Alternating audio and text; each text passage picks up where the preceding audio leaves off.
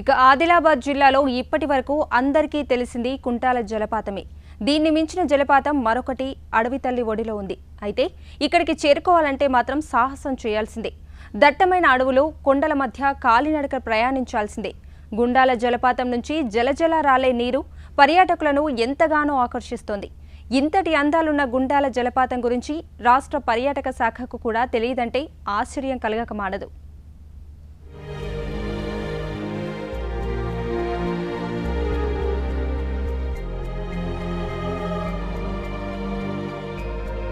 ఆదిలాబాద్ జిల్లా దండేపల్లి మండల కేంద్రానికి 9 కిలోమీటర్ల దూరంలో గుండాల జలపాతం ఉంది. అయితే ఇక్కడికి చేరుకోవడానికి మాత్రం ఎలాంటి రోడ్డు మార్గం లేదు.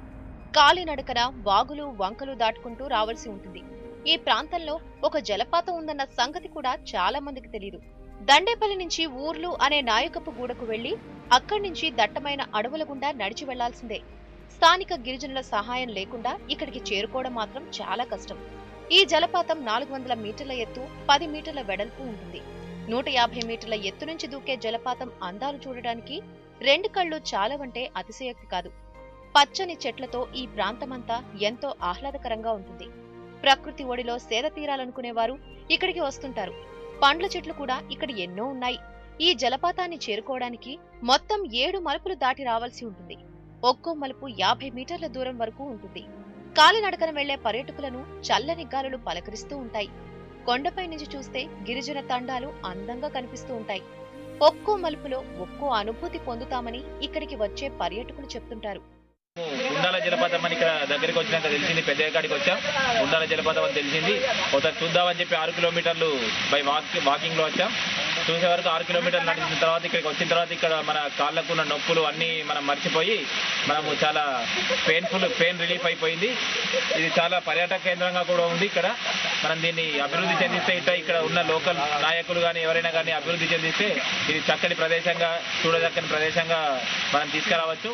ఇక 7వ మలుపులో ఒకచోట పెద్ద బండరాయి దర్శనమిస్తుంది.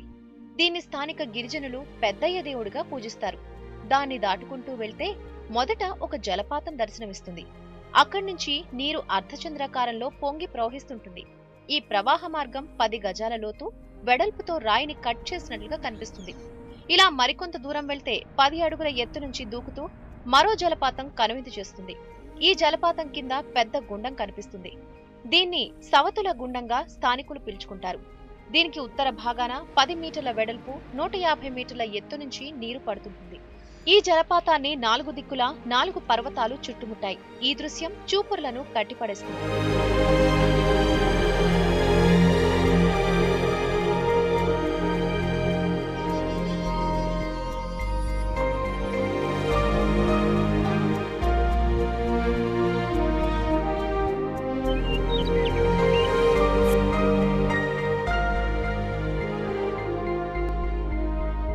అయితే ఆదిలాబాద్ జిల్లాలోని ఇంత అందమైన జలపాతాల గురించి రాష్ట్ర పర్యాటక శాఖ కూడా తెలియదంటే ఆశ్చర్యం కలక్కమానదు.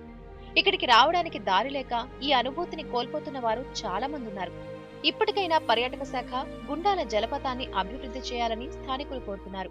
కష్టమైనా కానీ ఆ బండలు, రాళ్ళు, వాగులు దాటుకుంటూ చెట్ల నుంచి ఇక్కడ దాకా రావడం జరిగింది.